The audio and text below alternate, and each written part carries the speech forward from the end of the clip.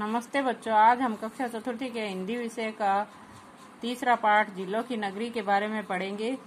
ये जिलों की नगरी क्यों कहा जाता है? क्योंकि वहाँ झीलें बहुत अधिक है, जैसे पिछोला झील, स्वरूप सागर, फतेह सागर, उदय सागर, दूध तलाई, जन्ना सागर, कई प्रकार की झीलें हैं। जिलों की नगरी उदयपुर को कहा गया है और इसे राजस्थान का कश्मीर भी कहा जाता है, और इसके बारे में आज हम पढ़ेंगे। पहले इसके शब्दार्थ।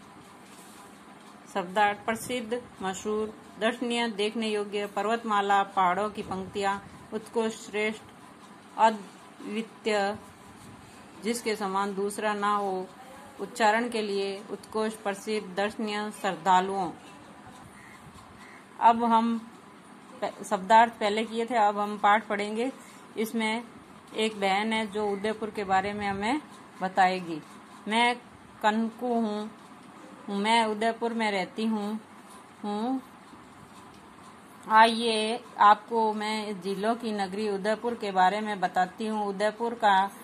उदयपुर नगर अरावली पर्वतमालाओं के बीच स्थित है। इस नगर के चारों ओर झीलें ही झीलें हैं। पिछोला झील, स्वरूप सागर, फतेह सागर, उदय सागर, दूध तलाई, जन्ना सागर आदि झील।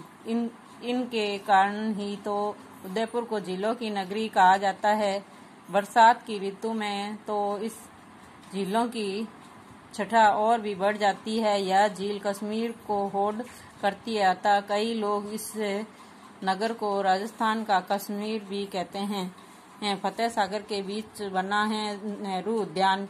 इन झीलों के पानी में ही जग निवास तथा जग मंदिर नाम के जल महल भी हैं।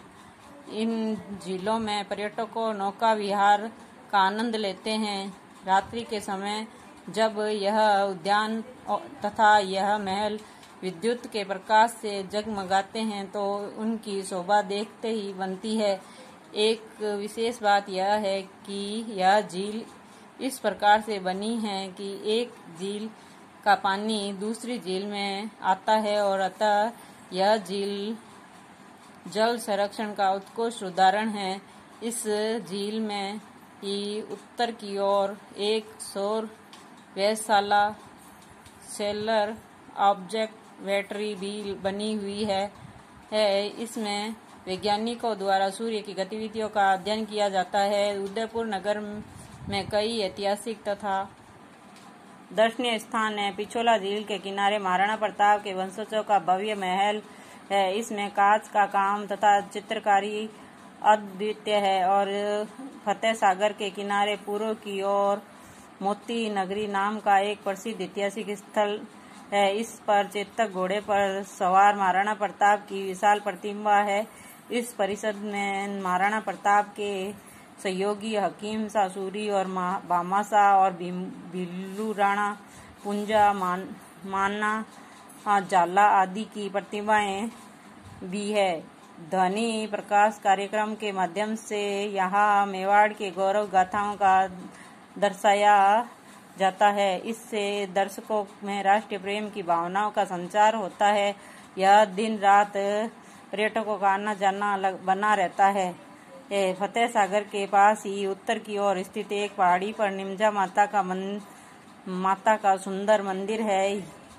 यह प्रतिदिन श्रद्धालुओं का तांता लगा रहता है। इस पहाड़ी के पीछे ही प्रताप गौरव केंद्र बना हुआ है। यहाँ महाराणा प्रताप की 57 फीट ऊंची प्रतिमा है। यह प्रताप के 57 वर्ष की आयु में स्वर्गवास होने की याद दिलाता है। यह एक थिएटर भी है।